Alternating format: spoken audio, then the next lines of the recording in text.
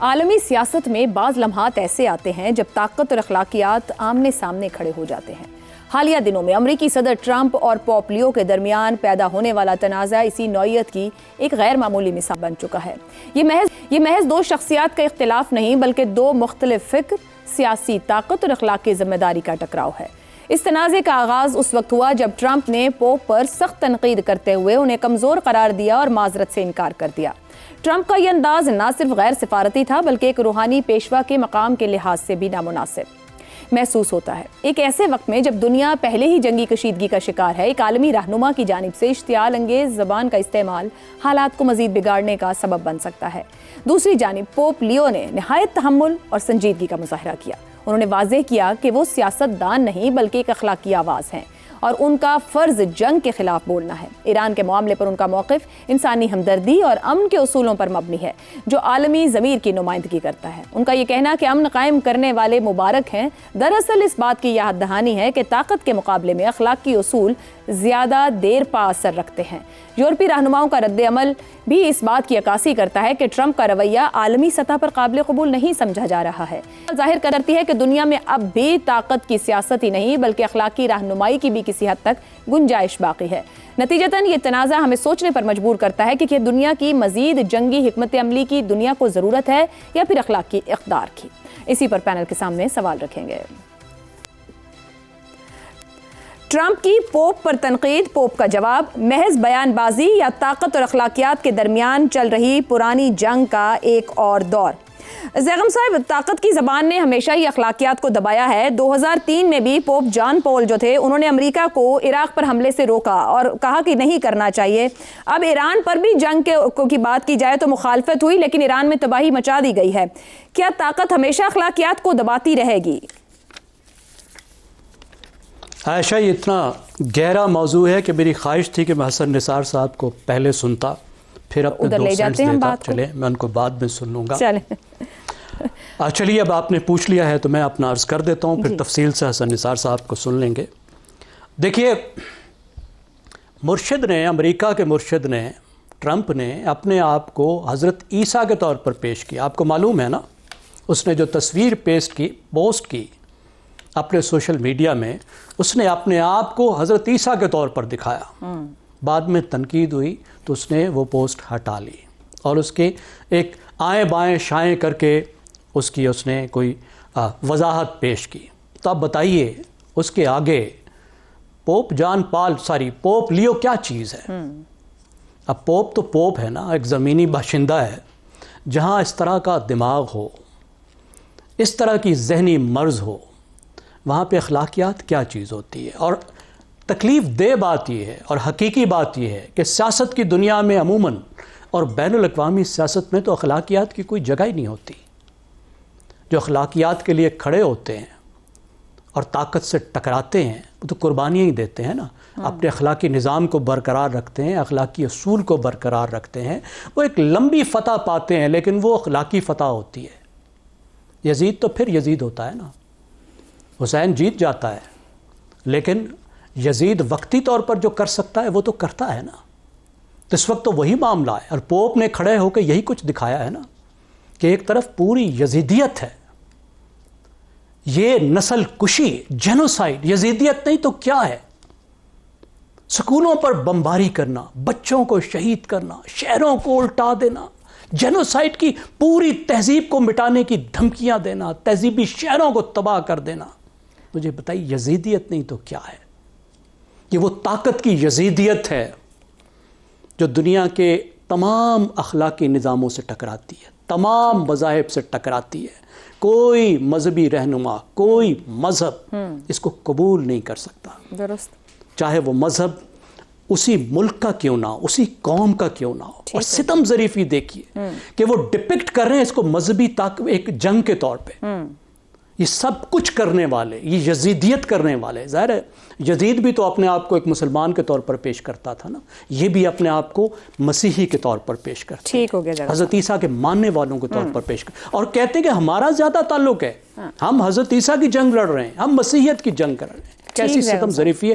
بہت اچھا ہے, سلام ہے پوپ صاحب کو کہ انہوں نے یہ سیدھی بات ڈائریکٹلی بات کی, درست بات کی ہے. حسن نثار صاحب, جو ٹرمپ نے پوپ پر تنقید کی, پوپ نے بھی اس کا جواب دیا. اس کو محض بیان بازی کہا جائے جو کچھ ٹرمپ کر رہی ہے؟ طاقت اور اخلاقیات کے درمیان جو ایک پرانی جنگ چلی آ رہی ہے, ہم اسی کا ایک رنگ دیکھ رہے ہیں.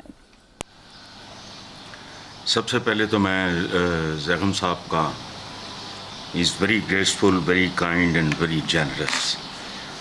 پہلے وہ والی بات کر لیتے ہیں. دیکھو, طاقت کی اخلاقیات کیا ہیں؟ ویلیوز اور سٹینڈرڈز کا مجموعہ ہوتا ہے نا. تو طاقت کی اپنی ویلیوز اور اپنے سٹینڈرڈز ہوتے ہیں. امیر تیمور نے جو حال کیا تھا عالم اسلام کا, وہ آپ کے سامنے ہے. جو حال اس نے کیا تھا آٹومنز کا, ایلدرم کا, جس نے کبھی شکست کھائی نہیں تھی زندگی میں. سو اس کو چھوڑیں. اچھا, اور یہ ہرگز بیان بازی نہیں ہے. ایسا کہنا اور سوچنا بھی میرا خیال ہے زیادتی ہوگی. وہ ایک اسپرچول گائیڈ ہیں. اچھا, ایک عام ایوریج دنیا دار سا آدمی وہ بھی اس پہ کڑے گا, اور لوگ کڑ رہے ہیں.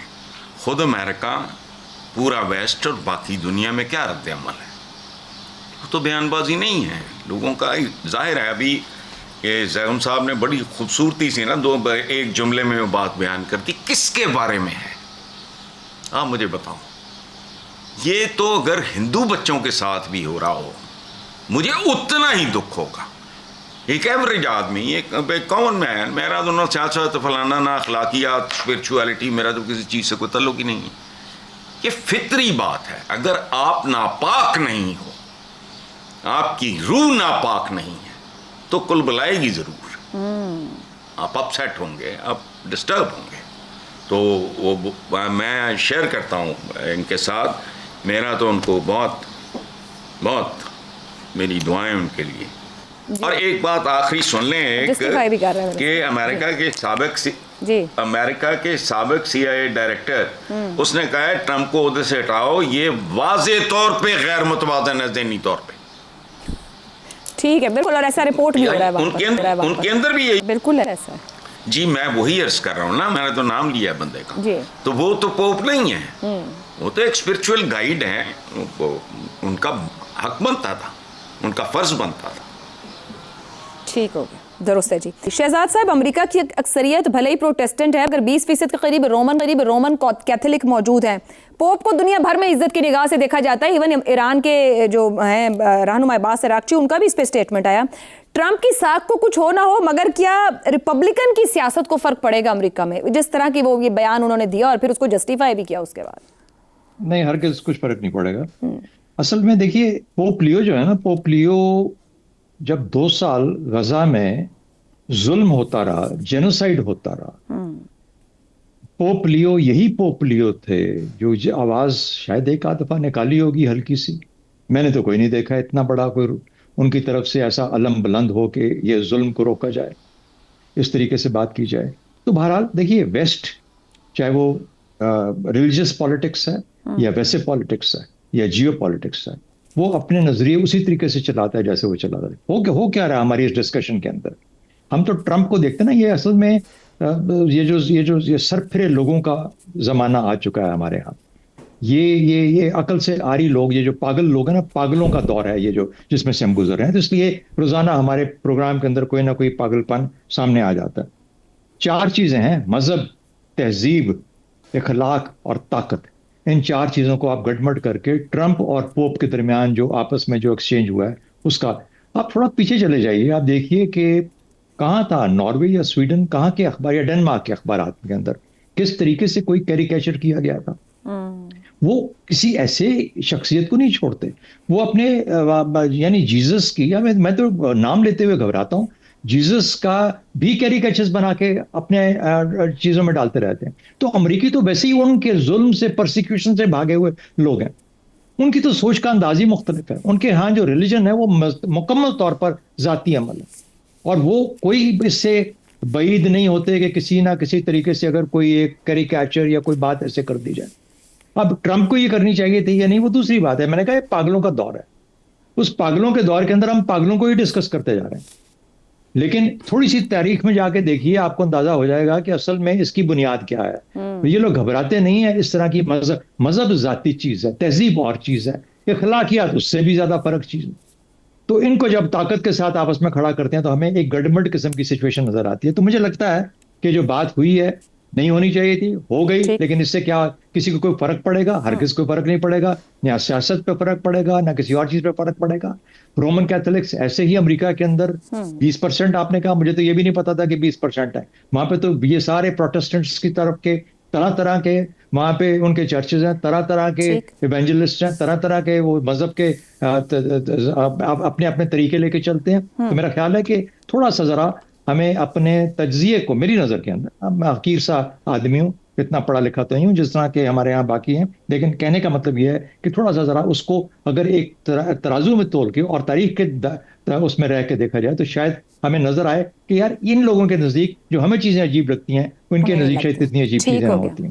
ٹھیک ہو گیا. عامر احمد خان صاحب, کئی یورپی رہنماؤں نے ٹرمپ کے خلاف آواز بلند کی ہے. یہ جو کچھ انہوں نے پوسٹ کیا صرف اختلاف کہیں گے یا بڑے سیاسی خوف کی علامت؟ کیونکہ جنوب یورپ یا مشرقی یورپ میں آج بھی مسیح آبادی کی اکثریت رومن کیتھولک ہے. سو یہ کیا بس ایک علامتی طور پر آواز ہے؟ دیکھیں, علامت سے بڑھ کے کیا ہو سکتی ہے عائشہ. میں ابھی حال ہی میں یہ ایک اسرائیلی فلسفر ہی ہیں, بڑے مشہور ہوئے دنیا میں اپنی وہ کتاب سیپینز کے بعد, یوول نوآ ہراری, ان کا ایک انٹرویو میں سن رہا تھا.